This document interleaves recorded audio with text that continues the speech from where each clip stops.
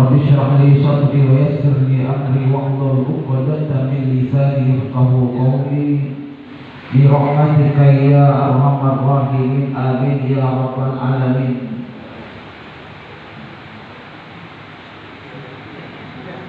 Bersyukur kita kepada Allah Subhanahu wa taala dengan mengucapkan Allah senantiasa curahkan rahmat dan nikmat kesehatan, nikmat kekuatan, dan terkala pentingnya adalah nikmat hidayah, keimanan dan hidayah yang diberikan oleh Allah Subhanahu wa taala kepada kita semua.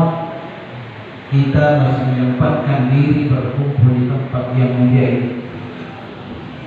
Semoga dengan kebaikan yang kita lakukan di subuh hari dicatat baik di sisi Allah Subhanahu wa taala dan diberikan balasan yang luar biasa di sisi kita. Amin ya rabbal alamin.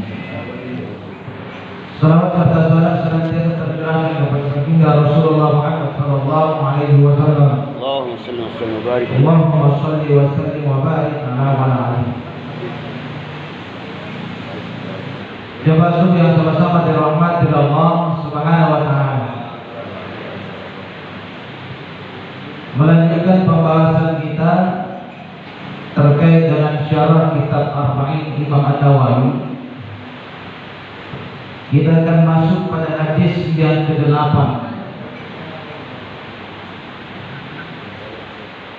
Al-hadis as-samin, hadis yang ke-8, an Ibnu Umar radhiyallahu anhuma qala, dari Abdullah bin Umar, keduanya yang diridhai Allah Subhanahu wa taala, anna Rasulullah sallallahu alaihi wasallam qala,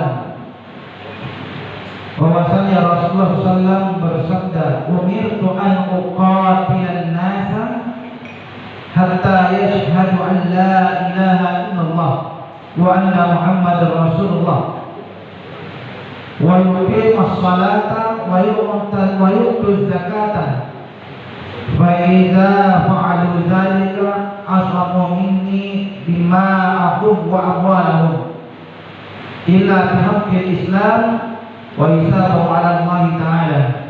Rawahu Bukhari Muslim.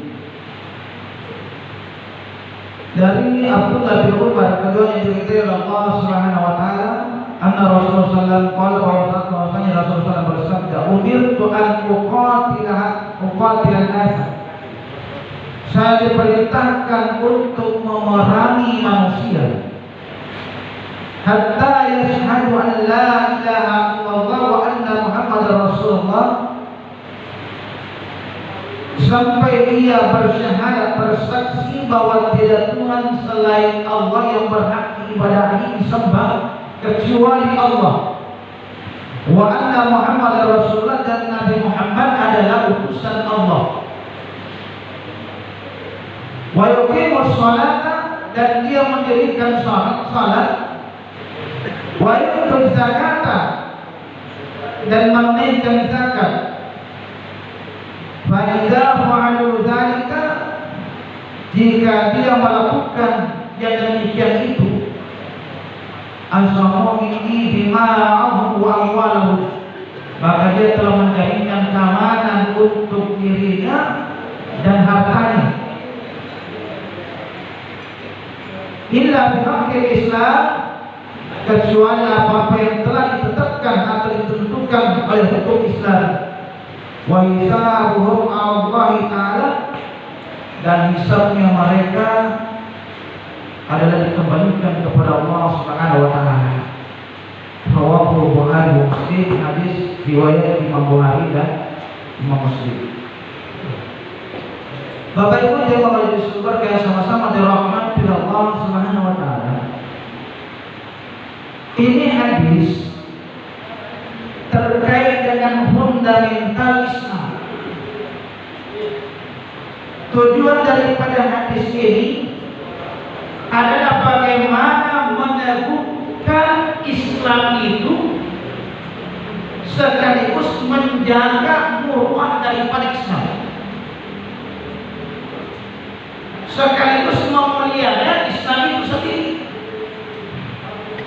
Mohon maaf, ini hadis mohon maaf seringkali disalahgunakan oleh kaum ekstremis.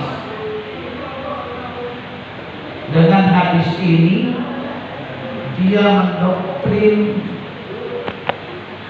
manusia supaya memerangi yang tidak beriman, memerangi yang tidak berislam.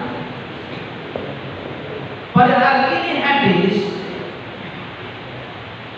bertujuan untuk menundukkan Islam itu sendiri, mengokohkan Islam itu sendiri, sekaligus menjaga umat daripada Islam. Artinya apa? Ketika kita berlainan agama, tidak semerta-merta harus diperangi, tidak semerta-merta harus berpihak. Kecuali orang-orang yang ingin menghancurkan Islam, yang ingin merusak Islam, siapapun itu, itulah yang harus kita lawan. Tapi kalau dia baik-baik saja, kita bertetangga, mohon maaf, soalnya non-muslim bertetangga dengan kita, kiri kanan kita non-muslim, tapi akur, damai, urusan sosial dengan urusan anak muamalah aman, urusan ibadah lakum dinukum waliyadin, tidak bisa diperangi, Pak.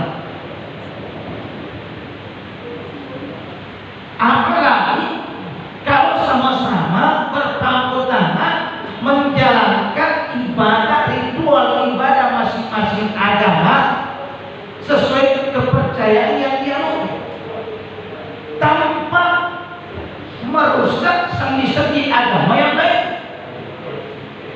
Artinya jalan sesuai dengan koridor agama masing-masing. Akhirnya sama-sama dirahmati Allah SWT.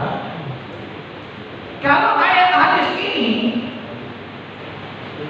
langsung semerta-merta digunakan untuk membunuh siapapun yang tidak berhukum dalam hukum Allah, tidak beriman kepada Allah, maka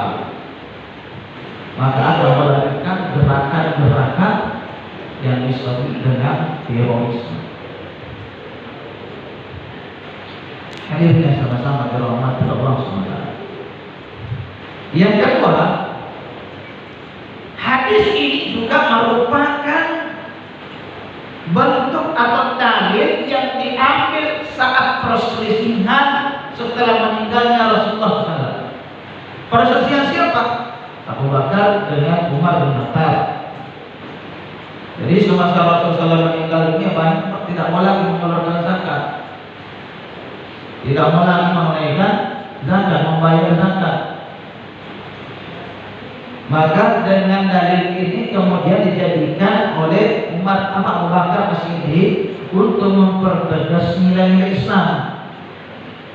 Di sisi lain Umar mengatakan tidak usah bayar zakatnya, yang penting dia beriman kepada Allah dan Rasulnya, yang penting dia berislam. Di sisi lain Abu Bakar As-Siddiq mengatakan harus diperangi. Dengan dalil ini landasannya, karena tidak boleh dipisahkan antara Islam dengan zakat dan sholat. Tidak bisa dipisahkan, karena ini adalah fundamental atau dasar daripada dasar untuk mengokohkan, mendudukkan Islam itu sendiri. Ketika seseorang sudah bersyahadat, sudah bersaksi bahwa tiada Tuhan selain daripada Allah yang berhak ibadahnya, dan Nabi Muhammad adalah utusan Allah Subhanahu wa taala, terlepas itu nantinya mau menjalankan ritual kesaksiannya itu, maka itu dikembalikan kepada Allah Subhanahu wa taala. Kalau dia sudah bersyahadat, sudah mengakui Islam, maka dia telah menjaminkan dirinya dan hartanya dari keamanan, telah mengamankan, mendapatkan keamanan, jaminan keamanan terhadap diri dan hartanya.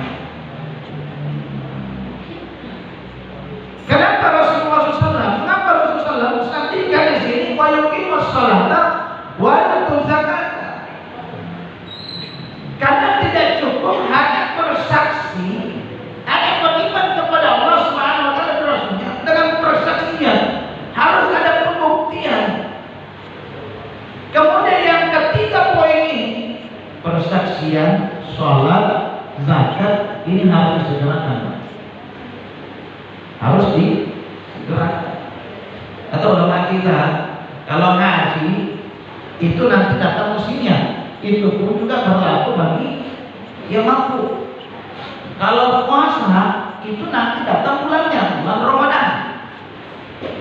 Tapi kalau zakat dan sholat harus disegerakan, tidak bisa ditunda-tunda, harus disegerakan. Tapi kalau bicara sholat dan zakat, ini dua poin penting di dalam Al-Quran selalu disandingkan, selalu disandingkan. Begitu pentingnya waqimus sholat wa atuz zakat, selalu bergandengan terus di dalam Al-Quran. Kenapa? Karena dua hal ini sangat penting dan harus disegerakan. Dan ini pula yang sangat berat. Banyak orang yang sholat tapi tak mampu mengeluarkan zakat. Ada juga sebenarnya gemar berzakat, bersedekah tapi tak mampu sholat. Banyak begitu, banyak. Cuma tidak ada di sini, insya Allah. Tidak ada di sini. Tapi kalau sering ngomongnya, ada orang kaya raya, banyak mobilnya, besar usahanya, banyak rumahnya, tapi zakat tak mampu. Ada juga yang kaya raya, besar rumahnya, banyak mobilnya, zakat mampu, sholat tidak jalan. Padahal Al-Quran sampaikan wa aqimus sholata wa atuz zakat. Harus dua ini disegerakan. Tapi memang kalau zakat luar biasa pengaruhnya. Kalau tidak disegerakan sebentar air, saya tidak yakin mau mengeluarkan zakat. Kenapa bisa saya bicara begitu? Karena saya alami. Saya alami sendiri. Waktu saya zakatnya masih 1.200.000, saya yang sekali saya keluarkan.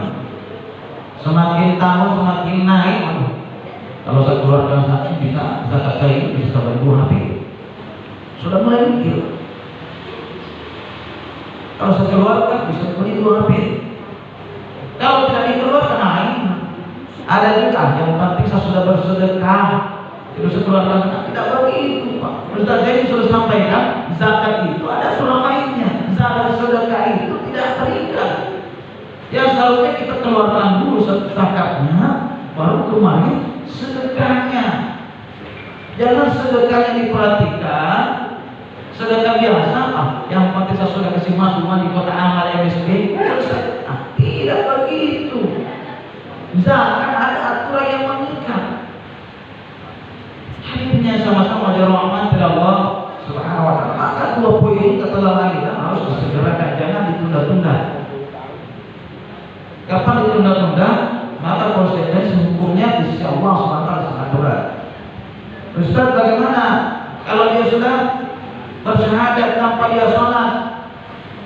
Maka ini menjadi perdebatan ulama kita. Ada yang mengatakan dia kafir ketika dia tidak menunaikan sholat, sekalipun dia sudah bersyahadat maka dia kafir. Karena ada hadis mengatakan antara orang dengan antara mukmin, baik dan mukmin wal kufur, antara orang beriman dan orang kafir as-shalah. Pembedanya adalah sholat. Maka ini menjadi perdebatan ulama kita. Ada yang mengatakan tidak. Kalau sudah dia bersyahadat, maka dia sudah dikategorikan Islam. Sekalipun dia tidak sholat, itu namanya juga Islam, walaupun hanya Islam status KTP. Kalau dia sudah bersyahadat, pasti dia tidak menunaikan kewajibannya, maka hukumnya dikembalikan kepada Allah Subhanahu wa taala.